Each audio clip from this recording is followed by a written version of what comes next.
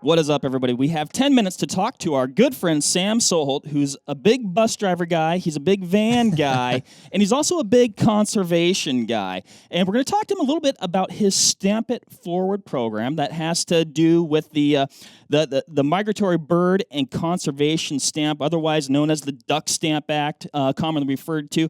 Sam, you've kind of, gotten into, we'll just say it, Stamping It Forward. Tell us about the program and anything that revolves around it and all that good stuff. Yeah, so probably the shortest way to talk about Stamp It Forward is it's a way to kind of collectively get people fired up about donating money to conservation and really seeing how many possible stamps we can purchase, knowing that by law, 98% of the purchase price of a federal duck stamp has to go to wetland habitat and conservation.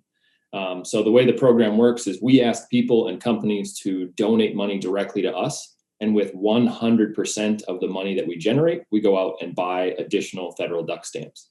And then we leverage that into another fundraiser and give the stamps away with sales at our website at publiclandtees.com.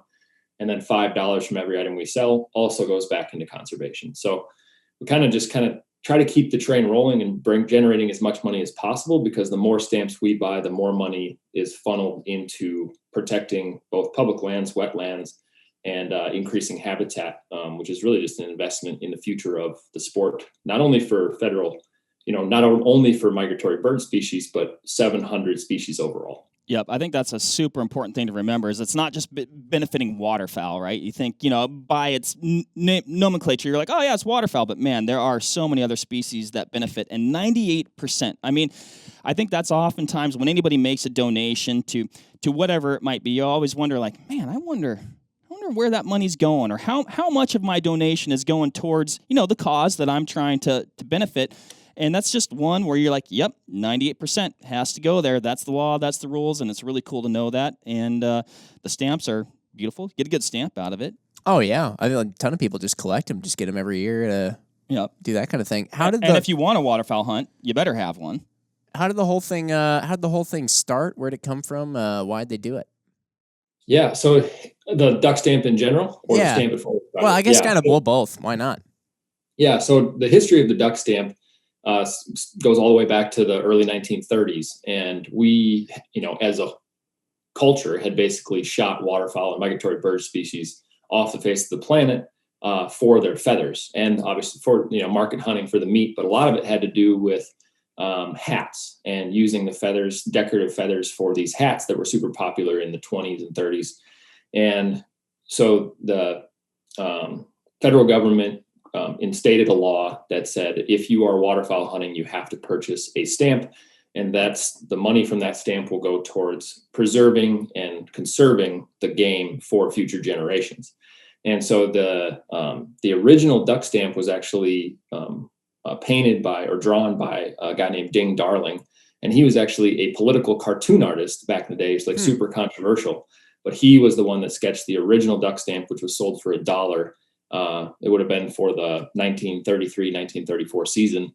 And started at $1 and then kept working its way up, and it's now $25. And over the last, since its inception, it's raised about $1 billion for conservation and has conserved 6 million acres of wetlands.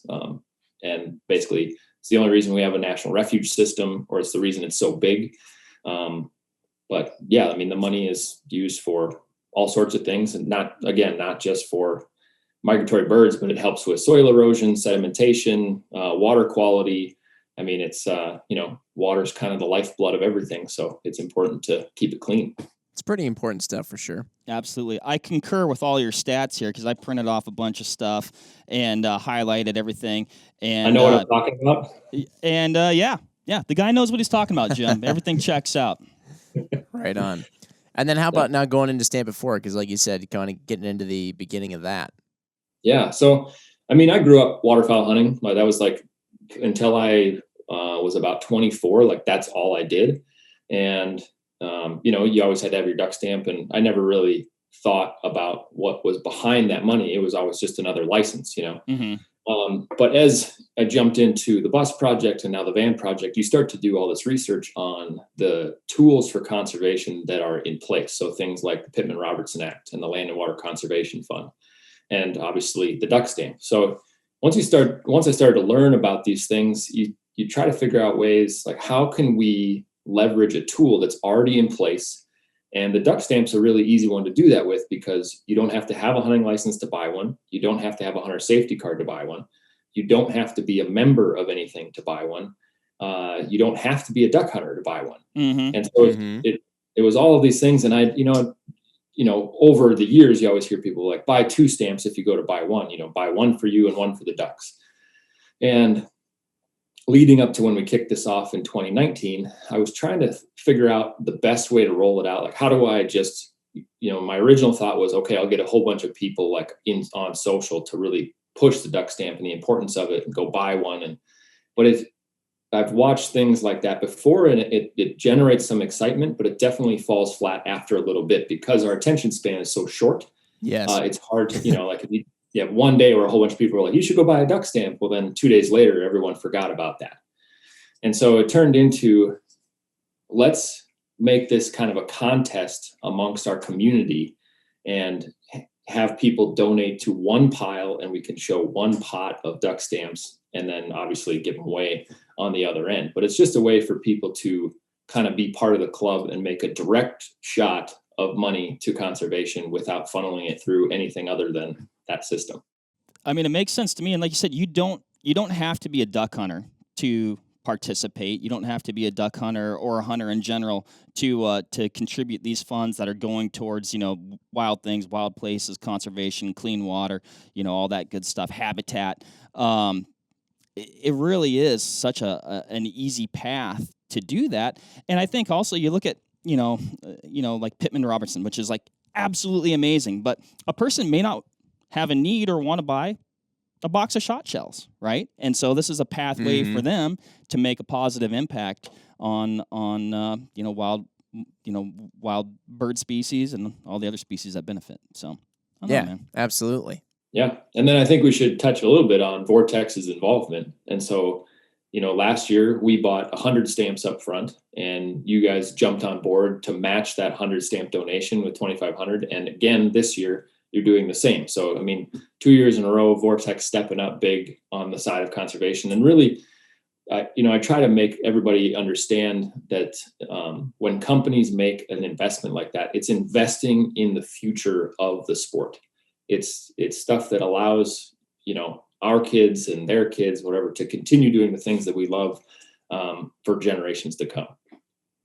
No, awesome. No, thank you. No, and we appreciate you bringing that up, Sam, and it's something that we're happy to do. In fact, I think it's something that, it almost is, it's not so normal for us, but it's just a good thing to do, I guess, and hopefully it helps you and it helps waterfowl and, helps gain some momentum and awareness of this program, because I think, it is just such a good way to know where those dollars are going. Mm-hmm.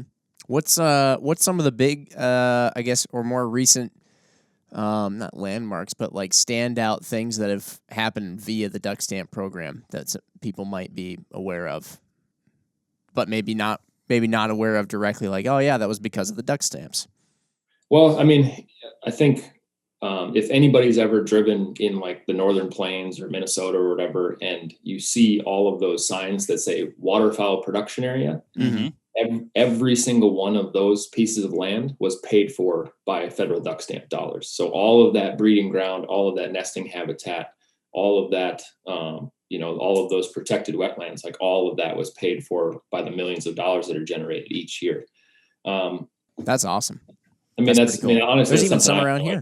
Well, it's just something I had until I started doing all the research and actually reading the signs, like, oh, waterfowl production area, like it's just a place I can hunt. But knowing that that's paid for, it's like It's like kind of like buying a concert ticket. You buy a duck stamp and then you're able to go on all those places. Yeah. Well, and like you said, even before, I mean, you kind of always know it's going somewhere, right? But like you said, you think of it as another license. Like you buy your license, you buy your tags, you get to go. It's kind of like your ticket for the ride, if you will. But knowing a lot of the stuff that's behind it is super cool, and it just opens up, new and better opportunities for everybody to get outside and enjoy the outdoors. Yeah, it is unfortunately easy, it seems, for humans to use stuff and not really understand where the reason that they're able to use it comes from. Yeah. I mean, what is that? I think it's called mooching. Oh. But yeah, and I think, Sam, you went over a lot of, stats there, but I mean, 6 million acres, that's a lot of acres. That's a lot of acres that are benefiting everybody, brought to you by duck stamps. Yeah. Pretty cool. How many you got in your collection, Marco? You know what? That's actually one thing over the years. So I probably started buying duck stamps when I bet I was, 12, right? I think I've probably managed to lose nearly all of them over the years. Well, that makes two of us. So I was thinking about that before this call. I'm like, man, I really wish I'd have like this really cool collection. You could probably frame them nope, gone. Like I could probably find, 3 or 4 around the house in my different collection of like, unpunched tags and all the other good stuff that I. Well, it was the thought that counts. Yeah, you did the good part about it. I did buy the stamp. I did buy 2 last year. Okay, so good. Yeah. But just trying to do my part. Actually, I can't claim. I actually went waterfowling. Ended up going waterfowling, but I forgot my original duck stamp that I had already purchased. So then I purchased another one, so I would have one on my person. So I can't claim, but it was good. Like I didn't feel bad doing it. I was like, whatever, buy another one. We should have like a. What were you going to say, Sam? Oh, no, I was just going to say, I think that's something we should touch on. So a lot of people don't know where you can actually buy the duck stamp. Oh, yeah. Good point. Good point. So it used to be you'd go to a sporting goods store and pick it up when you buy your license. But you can buy them at the post office, or the easiest way to do it for people that are like, I don't have time to go find one at a post office or whatever, is just go to the U.S. Fish and Wildlife website and you can buy an e-stamp. You will get a physical stamp later, but that receipt that you can screenshot is good for 45 days. And so really it's good for most people's the entirety of the season. Yeah. And so I think that's last year we had to talk a lot about that because I had filmed myself going and buying the initial 100 stamps, and I was buying all of the stamps that certain post offices had to offer. And I got a lot of crap for that because people thought I was taking an opportunity away from somebody else that might want to go waterfowl hunting and then couldn't find a duck stamp. Oh. So we did a lot of educating last year about any time of day you can go buy one. No, that's good to know. That is very good to know. And that really is super good information because I know, and that's how I've purchased my last several, is go online, like you said, purchase it. It seems like it's always like, I'm going duck hunting tomorrow, and it's like 8 p.m. the night before, and so you just go online, little screenshot, off you go. Oh, yeah. Yeah. We should have some sort of a contest or something out there to see which one of our listeners has the most collected duck stamps. Oh, I bet there's if they didn't lose them. How many you got on you? So this year, a little funny tidbit. I'll tell a story from last year too, but I just went and shot video on a waterfowl hunt with the guys from Onyx this last week. And so at that point we had bought 900 duck stamps and I hadn't grabbed one for myself. So on the way out of town, I had to go to the post office and buy another one. The scandal if you had so I bought 2 and then I signed one and I packaging taped it to the stock of my shotgun so I'll never forget it when I go out waterfowl hunting. That's a pretty good idea. That is a good call. It's like a dope card but a duck card. Yeah, exactly.